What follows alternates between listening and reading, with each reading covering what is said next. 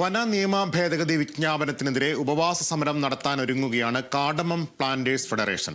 അശാസ്ത്രീയമായ നിരവധി ഭൂനിയമങ്ങളാൽ ബുദ്ധിമുട്ടുന്ന മലയോര ജനതയ്ക്കുമേൽ വീണ്ടും കരിനിയമങ്ങൾ അടിച്ചേൽപ്പിക്കുന്നുവെന്നാണ് സംഘടന ആരോപിക്കുന്നത്.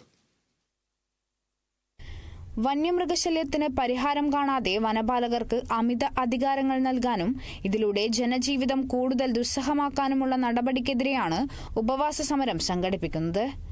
വിഷയത്തിൽ രാഷ്ട്രീയ നേതാക്കളുടെയും ജനപ്രതിനിധികളുടെയും അടിയന്തര ഇടപെടൽ വേണമെന്ന് കാർഡമം പ്ലാന്റേഴ്സ് ഫെഡറേഷൻ ഭാരവാഹികൾ വാർത്താസമ്മേളനത്തിൽ അറിയിച്ചു. പുതിയ വിജ്ഞാപനം വനംവകുപ്പ് ഉദ്യോഗസ്ഥർക്ക് അന്യായമായി അധികാരം നൽകുന്നുവെന്നും വനത്തിലേക്കുള്ള കടന്നുകയറ്റം തടയാൻ നിയമങ്ങൾ നിലനിൽക്കുമ്പോൾ പുതിയ ഭേദഗതി വിജ്ഞാപനത്തിനു പിന്നിൽ ഗൂഢാലോചനയുണ്ടെന്നും റവന്യൂ ഭൂമിയിൽ വനംവകുപ്പിന്റെ ഒത്താശയോടെ പരിസ്ഥിതിവാദികൾ നടത്തുന്ന അവകാശവാദങ്ങളും കാർഷിക മേഖലയെ വനമാക്കാനുള്ള നീക്കവും ഇതിന്റെ ഭാഗമാണെന്നും ഭാരവാഹികൾ കൂട്ടിച്ചേർത്തു. ഇപ്പോൾ തന്നെ പ്രശ്നങ്ങളുടെ നടുവിലാണ് ജനങ്ങൾ.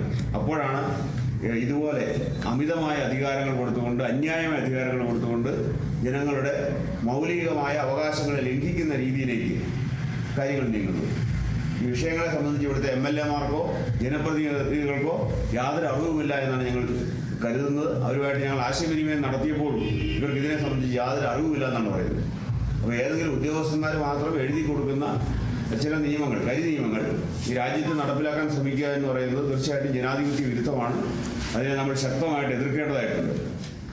1980 കേന്ദ്ര വന നിയമവും 1986 പരിസ്ഥിതി സംരക്ഷണ നിയമവും 1964 കേരള ഫോറസ്റ്റ് ആക്ടും നിലനിൽക്കുമ്പോൾ അസാധാരണമായ നിയമ ഭേദഗതിക്ക് വനം വകുപ്പ് തുനിയുമ്പോൾ ഭരണപ്രതിപക്ഷത്തെ രാഷ്ട്രീയ നേതാക്കളും ജനപ്രതിനിധികളും കണ്ടില്ലെന്ന് നടിക്കുന്നത് ജനങ്ങളെ ഭീതിയിലാക്കുന്നു.